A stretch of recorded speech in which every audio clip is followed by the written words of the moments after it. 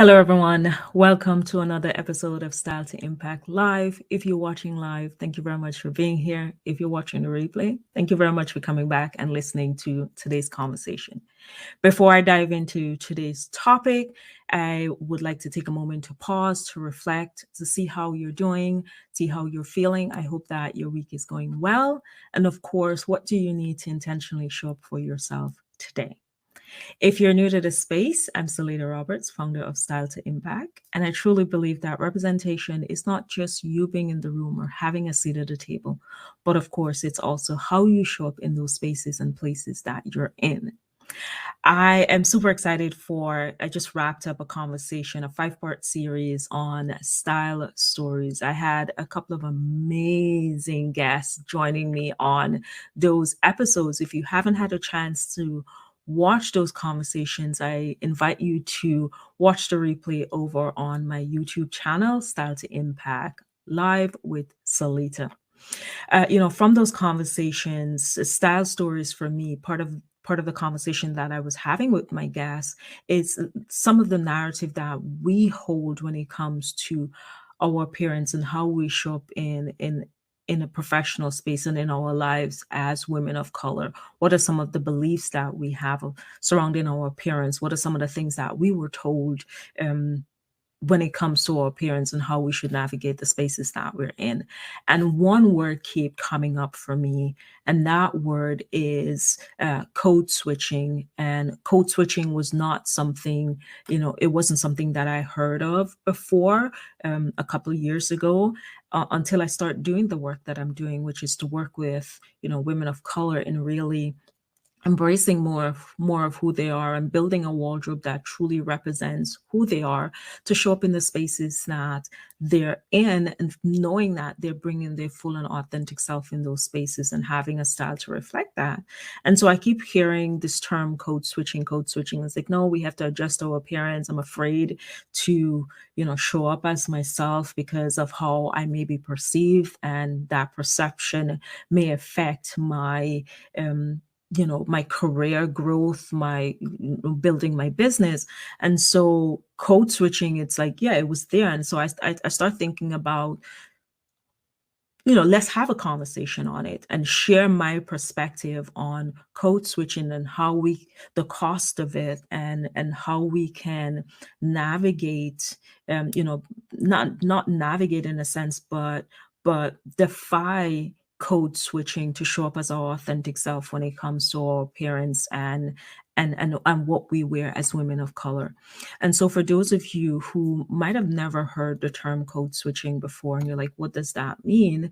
I'm going to give you dictionary.com's definition of that. Dictionary.com defines code switching as a way an individual may modify their speech, behavior, or appearance in order to adopt to a different social cultural norms, right? It's basically a way in which someone from a different culture or identity or race may adjust parts of themselves, from the way they speak, from what they wear, as a way of not standing out and not feeling othered and not having certain stereotypes being forced upon them, right? So specifically in the Black community is where we adjust who we are, right? Our vernacular, our way of dressing, our way of self-expression, so that we can become a little bit more palatable to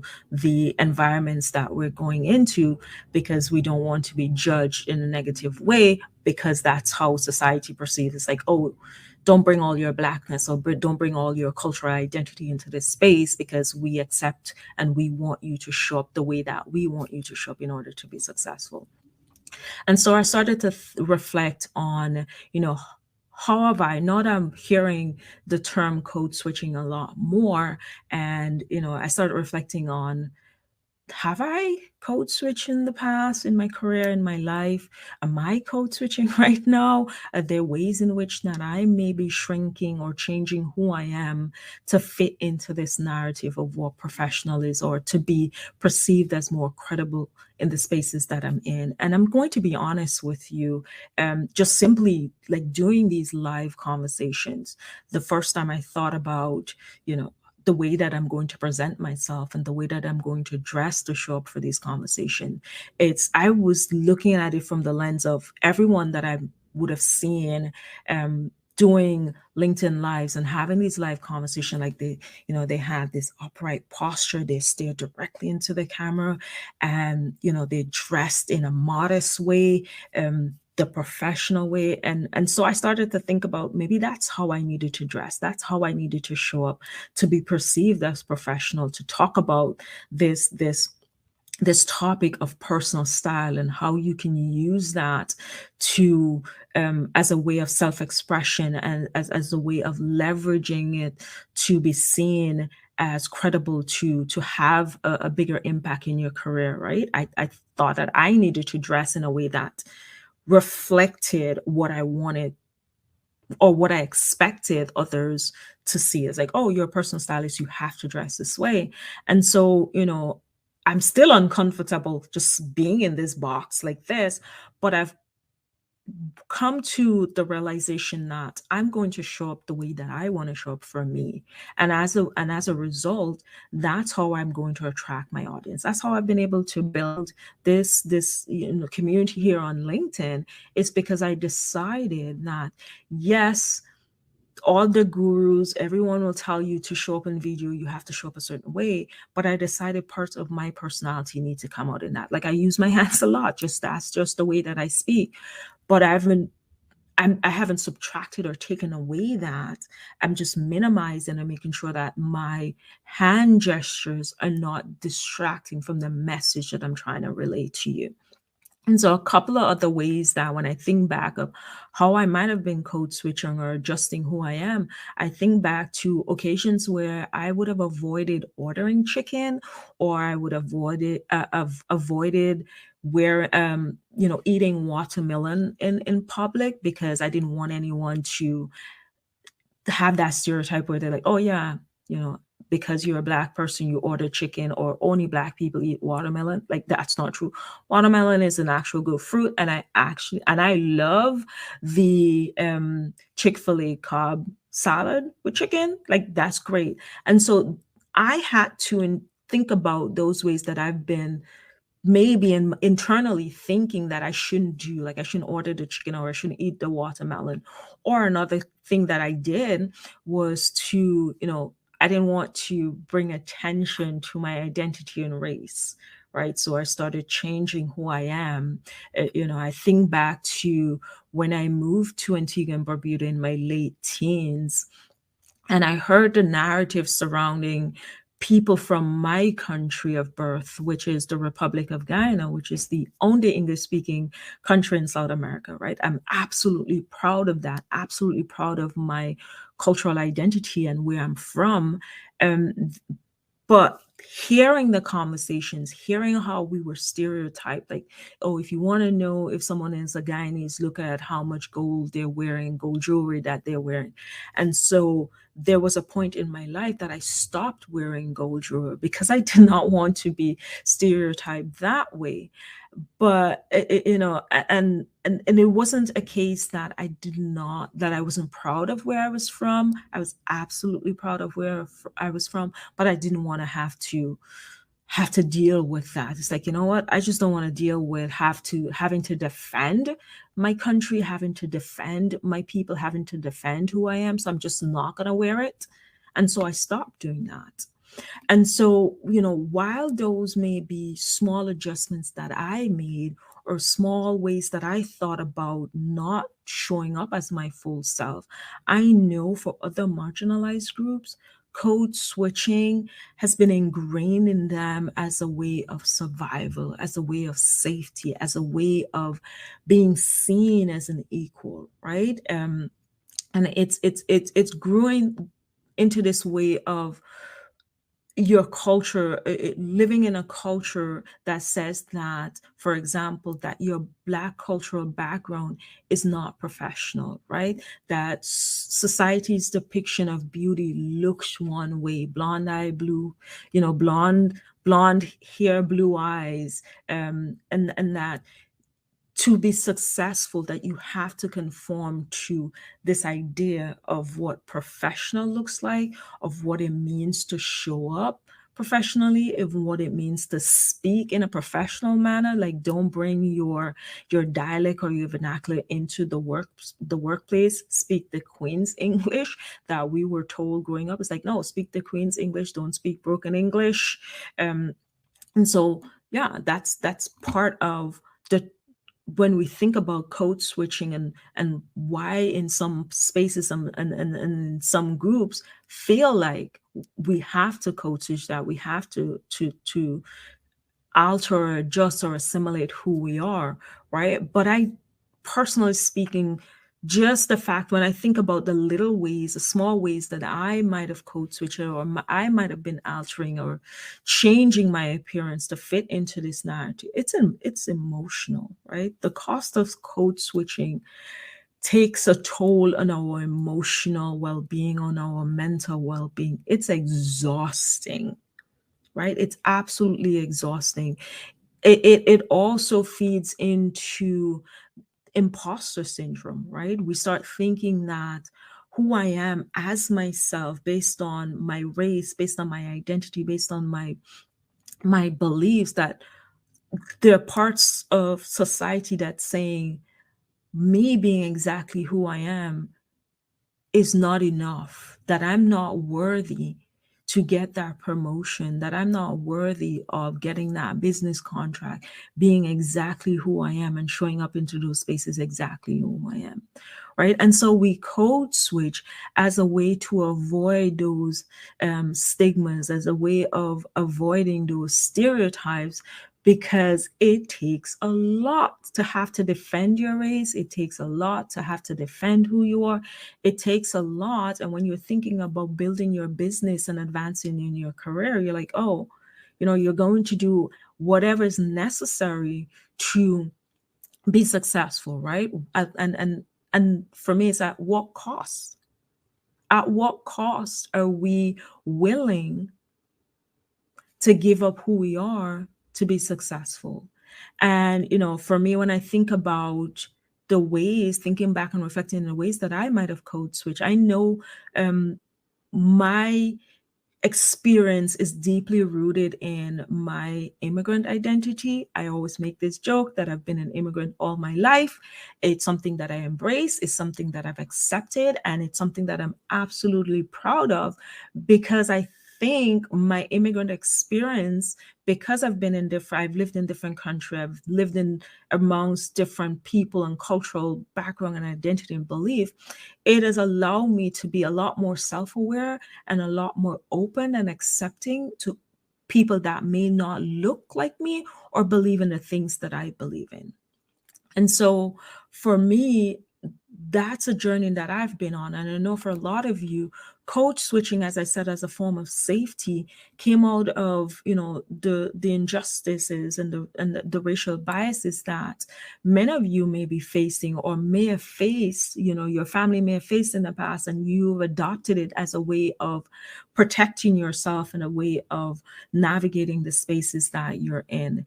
And, when we think about code switching, and it depends on the generation that you speak to, in this time that we're in this present day, and we're pushing a lot more for inclusive culture. So if you talk to someone right now about code switching, like a younger generation, they're like, no, not doing that. I'm bringing my full and authentic self in the spaces that I'm in. And I absolutely applaud that, right? But if you speak to a generation like my mom's generation, or someone in the 1960s or even before that, it's like, no, you have to adjust who you are, your appearance, to be acceptable. You have to adjust the way that you show up to be successful. And they have in their mind one idea as to what professional looks like, especially in terms of when we think about in terms of what is professional attire, right? If you speak to someone in that generation, they will tell you black, gray, brown, navy blue suits are professional work attire. And if you speak to someone today, you're like, no, that's not professional. And for me, that I understood why, I understand why that generation needed to conform in a way to be perceived as success, to be perceived as equal and to be successful. But we're living in a time, as we said, we're having this conversation where we're not we're not pushing this narrative of excluding anyone. We're not pushing this narrative of cultural fit, like we have to look the same, act the same, speak the same, but we're looking to create workplace environments. Or it's my hope that we are on that path and being more successful in creating workplaces that are more inclusive, that are looking at someone's difference, whether or not that's their race, their background, education spaces, and places that they have been in, as a cultural add, like a benefit to the conversation and the rooms that they're in, as opposed to, you're not a fit. And because when we think about, oh, you're not a fit, this is where, as individuals, we start thinking about how can we adjust ourselves to fit into the spaces that we're going into, right? Because there's that belief that we have to adjust who we are in order to be successful, because the environments, the companies, the businesses that we're building, or the relationships that we're building is saying, oh, you need to come looking like me. You need to come acting and sounding like me. And that for me is unacceptable. That's something that I work with my clients with. When I'm working with my clients on their personal style, it's like, how do I bring my personal self-expression into this professional space? And that's what we work on, clearly defining what their personal style is, clearly defining how they want to show up in the spaces that they're in, and knowing what are some of the pieces and the way of dressing that's going to allow them to fit into whether or not it's a business casual environment, or it's a smart casual environment, or it's just a casual environment, by not assimilating, but simply showing up as themselves in a way that's authentic to them and the way that they want to express themselves. So I'm curious. I'd love to know your thoughts on this. If you're watching live or you're here watching a replay, I'd love to know your thoughts on this. Do you think code switching, or it is a way in which we might have self-imposed, right? Code switching can be self-imposed, as in, again, when we think about the generations that going back, or the society or community that we're in, that is still pushing that narrative that in order to be successful, we have to adjust who we are, right? And there's this confusion between code switching, looking professional, and appropriate, right? So I'd love to know your thoughts. Do you think code switching is a self-imposed identity that we have adopted in some sense, and we're still carrying on? And do we and is it a part of, oh, you need to change? When we think about appearance, you need to change your appearance in order to be seen as professional and appropriate. Just giving you an example, I strategically wore this top today. Showing up on camera, showing up, depending on the generation that I'm talking to, will look at the way I'm dressed today and say, oh, the nature of the conversation that I'm having, the audience that I'm speaking to is that, oh, you're not appropriately dressed, right? Because women showing up in a corporate space or showing up in a professional setting wearing, armless, their arms out, wearing, a little bit low cut, is like, you're not appropriate dressed. Now, personally, I would not wear this into a business setting, into an interview, because I know I want you to focus on me. I don't want you to be distracted by the fact that my blouse is low cut and it's, deeply cut, and you're wondering whether or not I'm going to flash you at any point. Like, when I think about appropriateness in terms of what I wear and how I teach my clients on what appropriateness is in terms of what they're wearing, this is what I mean by that. Now, if the code switching will be, when I think about code switching, it's like, no, I wanted to show up like this today. I wanted to have this conversation with you. What I'm wearing is a part of the conversation of code switching, because if you're looking at me and you're like, I don't think you should have worn, I don't think Salida should have worn that on camera to have this conversation, right? That's you imposing your belief and telling me that the way that I'm showing up does not match your belief system. And so I should adjust the way that I want to show up in the message that I want to have. How I will code switch and adjust my appearance is if I buy into that belief that the way I'm showing up is not appropriate, it's not professional, and so either I remove the top completely or I maybe add another layer. And that's where we have to navigate the difference between, is it that I need to adjust my appearance because I'm inappropriately dressed for the environment that I'm in, or my code switching, altering my appearance so as to be seen as professional, right? And then another example of that is where women of color are being told that the way they wear their hair is unprofessional, right? I can wear my hair in a ponytail and add maybe an extension to the end to give me that extra length, and I'm being told that my hairstyle is unprofessional, whereas someone else from a different race is wearing their hair in the exact same way, but because it's not an extension, no one is saying to them that they need to adjust their appearance. And so I decided that I'm not going to wear my hair with the extra extension, or I may not wear that outfit that someone else is wearing, the exact outfit where they're wearing black leggings, a white t-shirt, and a black blazer. But I'm being told, because it fits my body differently, that I need to change, right? And so we adjust our appearance to fit into that narrative. Now, on the business side, on the company side, I encourage companies to start looking at how their dress codes and the policies that they have. And when we're making decisions and when we're talking about someone's appearance, is it from an inclusive perspective, or is it excluding someone? When we say, for instance, that the dress code is all black and you should wear pants only, by saying that pants only, there's certain cultures, there's certain religious backgrounds where someone may not, it's not for them, it's not appropriate for them to wear pants, and so they have to wear skirt or dress. And so when you make decisions like that, you're excluding someone, and that should not happen. Or from an individual level, where you now decide that, okay, you're going to wear the pants so as not to be seen as that person that's standing out, that, and so you're changing your identity and who you are as a way to appease the cultural norm or to fit into that culture, right? You're toning down who you are to be seen as an equal, one of, similar.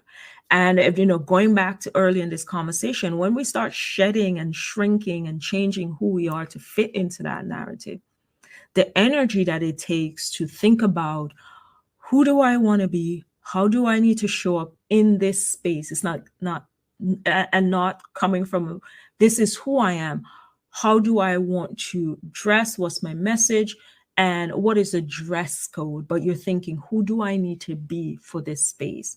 How do I need to switch and change who I am to show up in this space, right? And that leads to, again, that emotional toll. That leads to the imposter syndrome. That leads to you not embracing your cultural identity and all that makes you. And as a result, emotional fatigue and going in every day knowing that, oh, I'm not being myself.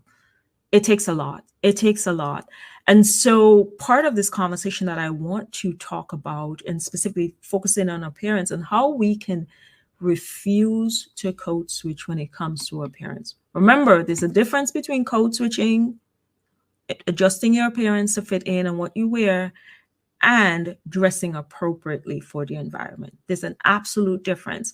But today I want to focus on dressing to represent yourself, not code switching, not changing your appearance to fit into that narrative. And I know when it comes to refusing, like you hear the idea of refusing to code switch. It's like, no, we've been taught for so long that we need to adjust to fit into this narrative to be successful. I know there's three, when I think about code switching, there's three, when we define it, refusing, there are three actions. There's the act of defiance where you're saying, nope, not doing it from day one. This is me. This is who I am. I'm going to show up as who I am. And people are going to adjust. There's an act of bravery when you walk into that space and you don't see someone that looks like you don't see someone that speaks like you don't see someone that comes from your experience and your background, and you decide that you're going to be that person, that you're going to show up exactly as you are, as a way to reflect who you are and be who you are in that space, as opposed to conforming. And it's also an act of privilege, right? Some persons, because of their economic background, because of their status in the company, may decide that, it's an I have the luxury and privilege of vocally saying, I am not going to change my hair, or I am not going to wear this black and white, and sing it out loud, because they don't have to think about whether or not you say it, or you speak and you're going to be told that, because you don't fit into the narrative, or you don't fit, that we're going to have to let you go. And then you go home and you have kids at home, or you have bills to pay, and your bills and everything is looking like you. So there's an act of privilege that comes from that. But I think all of us can take parts of that. There's some of us who need to really defy the odds and really adopt that act of bravery to do it. And there's some of us that have privileges that we can do it. And privilege does not have to be an economic thing. Privilege can be maybe the environment that you're in, and you making a conscious decision not to shrink, not to wear that black and white, not to avoid wearing your natural hair, not to avoid speaking in a way that really reflects and reflects who you are, your culture, and your belief, right? And so identify which of those can you, because we all can use a little bit of that to change the narrative. And so I want to share with you a couple of ways when you're thinking about how can I defy, how can I be brave, and how can I use my privilege as a way to defy and refuse to code switch when it comes to my appearance. I want you to think about this. The first thing is to reflect on the ways that you might be code switching right now. Make a note of it. How are you code switching right now in terms of your appearance, the way that you speak, the way that you enter rooms? Make a note of that, right? How are you speaking to your boss, to your clients, to your friends? What are you wearing when you're around them? Make a note of that, because that's how you're going to want to realize that, oh, this is how I'm changing, right? Because when you compare how you show up in the spaces with your colleagues and your friends and your boss to compare to who you know yourself to be, that's how you're going to see, okay, what is the gap between, you'll see the difference between the two. And so the other thing that I want you to think about is to do an audit of your wardrobe, because once you identify ways in which you're code switching in terms of ways in which you're adjusting your appearance to match, to shrink, to assimilate to the groups and the spaces that you're in, you're having a clear understanding as to what's in your wardrobe, right? Does your wardrobe reflect who you are as an individual, not the person that you think you need to be to show up in this space? Like who you are as an individual. Does your wardrobe reflect that? What's missing from your wardrobe that's going to allow you to show up as yourself? Whether or not that's your identity, your cultural background, what's missing from your wardrobe? And of course, what needs to change, right? So that's the second thing. Do that audit of your wardrobe and answer those questions. The third thing that you need to consider is think about, how do you feel whenever you see a Black woman or a woman of color stepping out into her authentic self, owning her individual self, owning her her identity, her, I don't know what's happening. I think I need some water. I got tight on it. Like, how do you feel when you see a woman, another woman of color, just stepping out, being bold and being authentic and being brave? How do you feel in your being? Do you sit there and say, oh my gosh, do it for us? Do you cheer on? Right? Because the reason why I want you to think about that and tap into the feeling when you see the images of other women of color showing up as their authentic self, the impact that that's having on you, right? The impact that it's having on your confidence and your belief that women of color and as women that we can show up in any space and we can be ourselves. Think about that, because when you reflect on that, that's motivation, that's encouragement for you to know that you can show up as your authentic self. One person that I truly admire is Bozoma St. John, from the way that she speaks, from the way that she shows up. Right? For some person that say, oh, she has a level of privilege.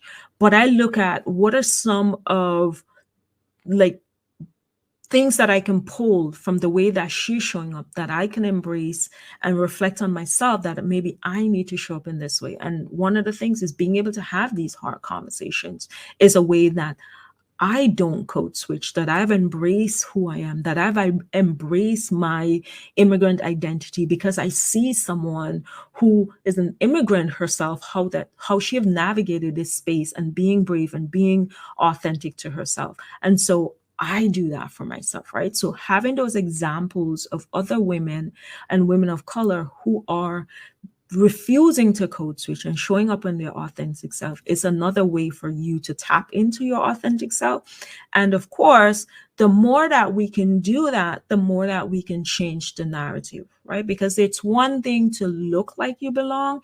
It's one thing to feel like, you can be successful in a space if you change and assimilate. And there's another thing to shrink yourself. There's another thing to make yourself more digestible or appealing or pleasing to other persons so as to make them comfortable, right? There's another thing to do that. But that's not what we want to do. It's like, if you're uncomfortable with who I am as who I am, there is no way that you're going to judge me fairly. There's no way that you're going to give me the opportunities that I'm looking for. So the least that I can do for myself is to embrace all that makes me me, that to have a healthier relationship with myself, to have a healthier belief in myself, to feel more confident in who I am and show up as who I am. Because at the end of the day, to me, that's what's most important. It's the freedom to be myself, the freedom to show up in the spaces knowing that I'm not shrinking who I am, but my difference is an asset that I'm bringing into that space, right? Because in order for us to change the narrative, we have to have the courage and the confidence to step out of the boxes that we're being placed in.